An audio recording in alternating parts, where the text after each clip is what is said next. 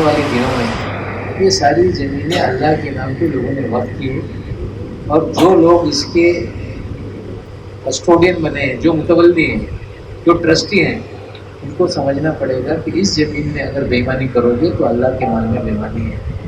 और मैंने देखा है जिन लोगों ने वक्त में खुद किया उनका क्या हाल हुआ इसी महाराष्ट्र के सरजमी में मैंने देखा। हम पूरी ईमानदारी से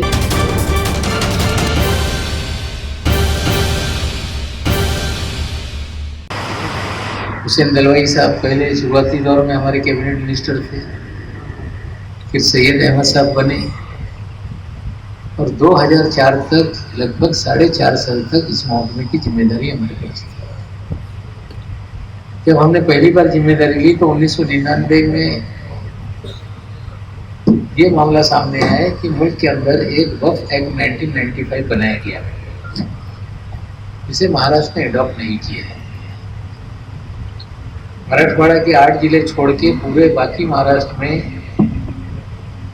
जो वक्फ से रिलेटेड मामला थे वो चैरिटी कमिश्नर के मानते थे। हम लोगों ने कार्रवाई शुरू की और 2001 में जो वक्फ एक्ट 1995 था उसको पूरे महाराष्ट्र में नाफिज करने का काम था। चैरिटी कमिश्नर के पास जो बी कैटेगरी के अंदर बहुत सारे वक्फ रजिस्टर थे, उनको हमने 6000 वक्फ को वर्क करने के लिए ऑर्डर निकाला, और 4.5 साल के बाद जितना हो सका मुस्तैदी से हमने काम किया। कुछ अफसरान उस वक्त रेवेन्यू डिपार्टमेंट के अंडर में ही ये डिपार्टमेंट चल रहा था, तो वक्फ की ज़मीनों को मराठवाड़ा में लोगों ने खालसा करने का काम किया। एक डिप्टी कलेक्टर को सस्पेंड कराया हमने, और एम ए अजीज साहब वक्फ बोर्ड के चेयरमैन बने और वक्फ बोर्ड का हमने गठन किया। शुरुआत से ही जब बोर्ड बना कहीं ना कहीं महाराष्ट्र के बोर्ड में गड़बड़ियाँ शुरू हुई। इल्ज़ाम तराशी करना, जो लोग सामने नहीं है उन पर इल्ज़ाम आयद करना, ये उसूलन ठीक नहीं, मजबून पर ठीक नहीं, लेकिन गड़बड़ी हुई। और हम लोग जब मिनिस्टर नहीं थे तो विधानसभा में भी काफ़ी इस पर हम लोगों ने बात की। विलासराव देशमुख जी थे, आरोप लगे, कमीशन बिठाया गया कादरी साहब का, फिर ATA कमीशन बिठाया गया, रिपोर्ट आई, तो लगातार वक्फ बोर्ड का मामला कुछ ठीक नहीं है, इस तरह का माहौल बना रहा। और मुझे भी लग रहा था कि वक्फ बोर्ड में सब कुछ ठीक नहीं चल रहा। लेकिन जिम्मेदारी लेने के बाद हमने रिव्यू लिया, और सबसे पहले कि भाई आपके पास कितना काम पेंडिंग है।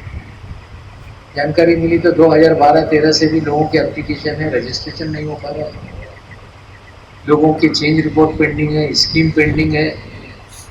पूरा कामकाज जो सरकारी दफ्तर का निज़ाम होता है वैसे ना चल के मन मर्जी के तरीके से 20-22 लोग 23 लोग का स्टाफ जो क्लर्क करके भर्ती हुआ है वो रीजनल वक्फ ऑफिसर बन गया, कुछ प्यून बन गए ऑफिसर, और 22 लोगों से ये बोर्ड चलता रहा जो चलाना नामुमकिन है।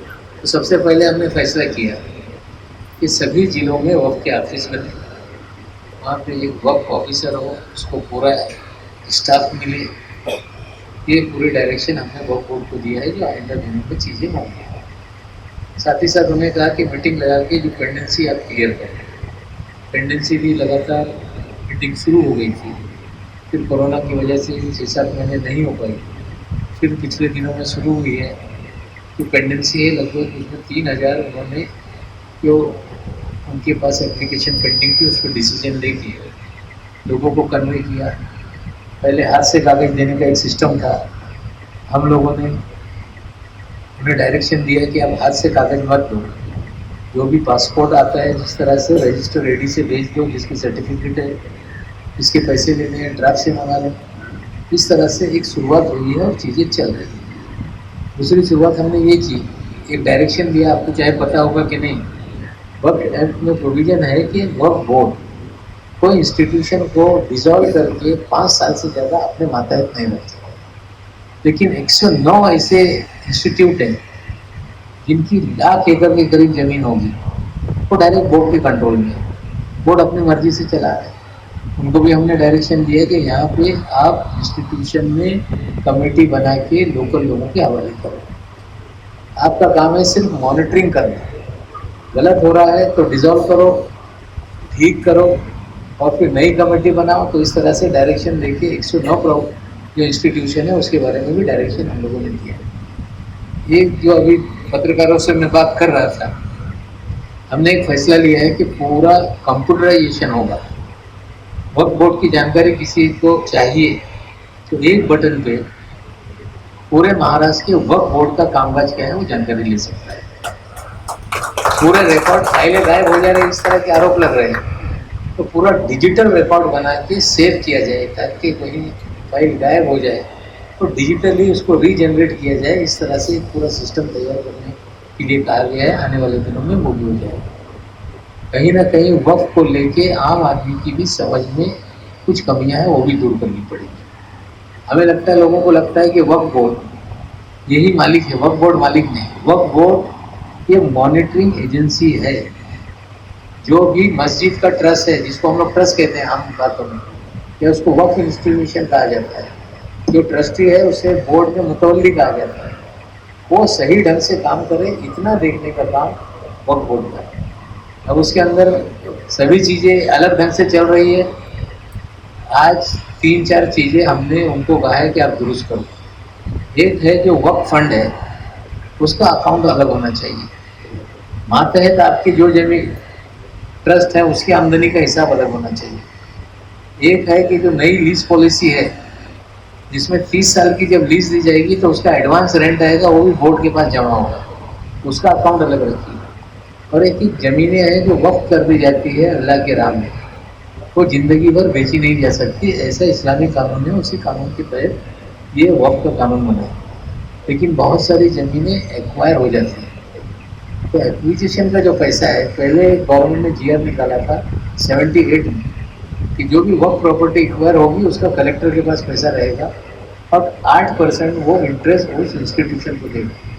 लेकिन 78 से कितनी ज़मीन एक्वायर हुई वो आज तक, जब पहली बार 1999 हमने चार्ज लिया था तो वो काम शुरू किया, लेकिन आज भी वो ठीक से हुआ नहीं। अभी नए एक्विजिशन में बहुत पैसे आ रहे हैं, एक एक इंस्टीट्यूट का 10-10, 15-15 करोड़ रुपए आ रहा है वैसे पड़ा हुआ। तो वो सारे पैसे अलग अकाउंट में रखे जाए और उससे जो आमदनी हो वो जो भी इंस्टीट्यूट है उसको दिया जाए, पैसा जू का तो रखा जाए। अगर वो इंस्टीट्यूट चाहता है कि उस पैसे से कोई प्रॉपर्टी क्रिएट करना चाहता है और वो प्रपोजल सही है कि भाई 1 रुपये की ज़मीन 1 रुपये या 90 पैसे में खरीद रहा है तो ठीक। कुछ लोगों का ऐसा है कि भाई चलो 20 करोड़ रुपए हमारे पड़े हैं तो 10 रुपये का हमारे 100 रुपये में खरीद के भी गड़बड़ी करने की भी गुंजाइश हो सकती है। तो भी एक तरीका हम लोग उसके अंदर तैयार कर लेंगे। तो कहीं ना कहीं पूरे वक्फ बोर्ड को दुरुस्त कैसे किया जाए, इसके लेकर हमारा कदम हम उठा रहे हैं। चीफ ऑफिसर परमानेंट को लेके कई सालों से रोना है कि कोई वहाँ पे चीफ ऑफिसर परमानेंट नहीं रहता। तो इंशाल्लाह आने वाले दिनों में परमानेंट चीफ ऑफिसर भी 1-2-3 महीने में आपको नज़र आएगा, जो जिम्मेदारी से बैठकर उसके अंदर एडिशनल चार्ज में नहीं। आज ये है कि एक अफसर है, वही वक्फ बोर्ड भी देख रहा है, वही मौलाना आज़ाद देख रहा है, वही कल्चरल डिपार्टमेंट में भी डिप्टी सेक्रेटरी करके काम कर रहा है। तो डेडिकेटेड तरीके से काम नहीं होता, तो परमानेंट सीईओ को भी अपॉइंट करने का हमने काम हाथ में लिया है, 2-3 महीने में हो जाएगा। कुल मिला के जो आज यहाँ पे Maharashtra Waqf liberation and protection task force है, इनका इरादा है, ये मुझसे मिले थे 7-8 महीना पहले, मैंने कहा कि आप लोग बैठिए, आप खुद काम करो, लोगों को कुछ इन्वॉल्व कीजिए। पूरे महाराष्ट्र में विसल ब्लोअर की ज़रूरत है, कहीं गलत हो रहा हो तो लोग उंगली उठाएं। या वॉच डॉग जिसको हम कहते हैं कि गलती पे नज़र रखने वाले लोग हैं, तो डिस्ट्रिक्ट कमेटीज़ भी हम लोग बनाएंगे ताकि डिस्ट्रिक्ट में कोई गड़बड़ी हो तो वो डिस्ट्रिक्ट कमेटी वाले उस पर नज़र रखने का काम करें। सच्चर कमेटी ने एक बात अपनी सिफारिश में कही है कि पूरे मुल्क में वक्फ की ज़मीनात को अगर सही ढंग से उसका इस्तेमाल हो गया तो मुसलमानों की जो मुफलिसी है, गरीबी है, वो दूर हो सकती है। मैं आपको ये बताता हूँ एक मामला कि एक रोगे ट्रस्ट की ज़मीन 2500 रुपये किराए पे थी। वो लोग बेचारे 3 साल से भाग रहे थे गवर्नमेंट के पास, बोर्ड के पास। लोग उनको दौड़ा रहे थे ऐसे वैसे।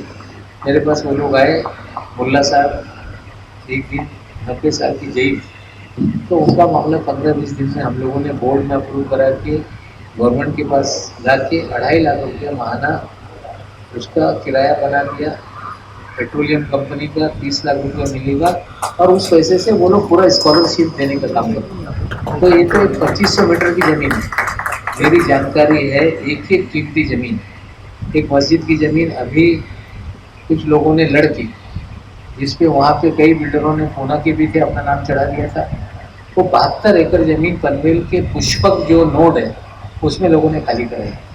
अब उसके अंदर भी मुतवल्लियान का थोड़ा गड़बड़ चल रहा है।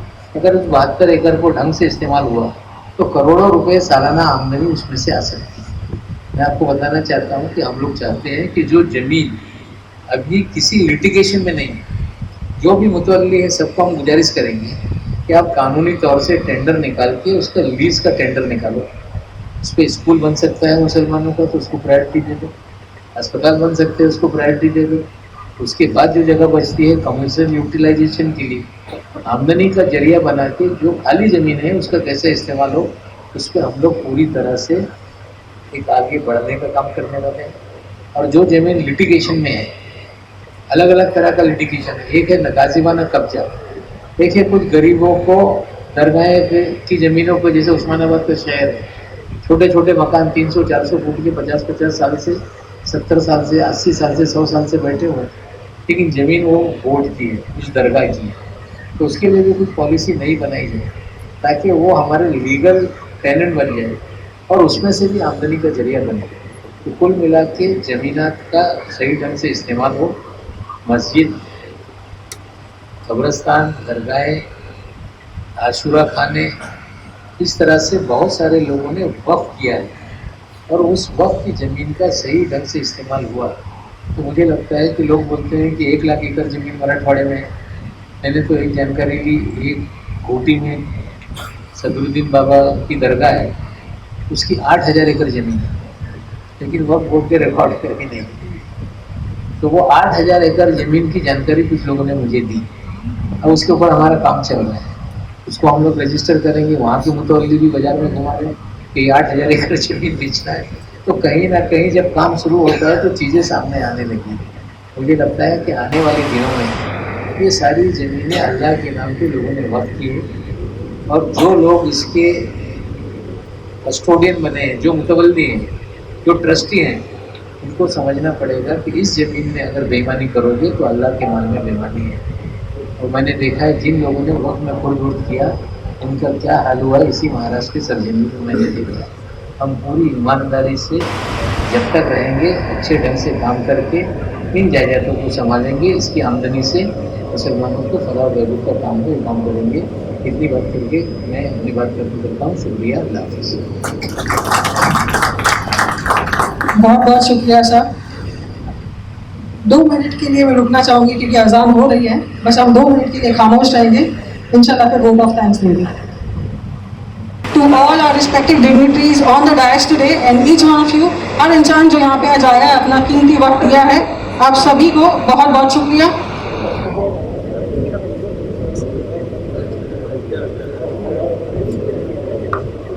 वोट ऑफ थैंक्स देंगे एडवोकेट समीर शेख साहब।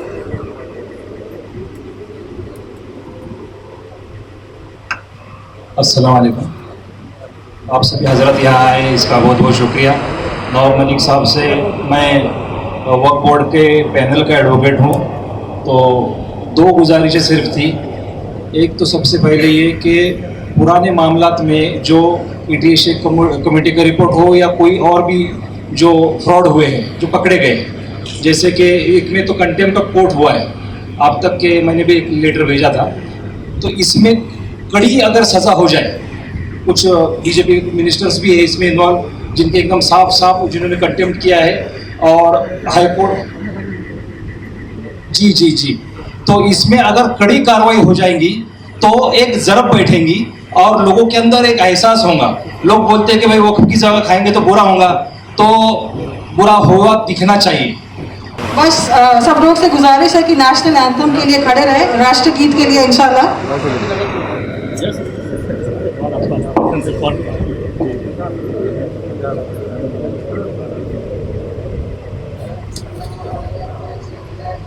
भारत भाग्य विधाता, पंजाब सिंध गुजरात मराठा द्राविड़ उत्कल बंगा, विंध्य हिमाचल यमुना गंगा उज्जल जलधि तरंगा। तव शुभ नामे जागे, तव शुभ आशीष मांगे, गाहे तव जय गाथा। जन गण मंगल दायक जय हे भारत भाग्य विधाता। जय हे जय हे जय हे, जय जय जय जय हे।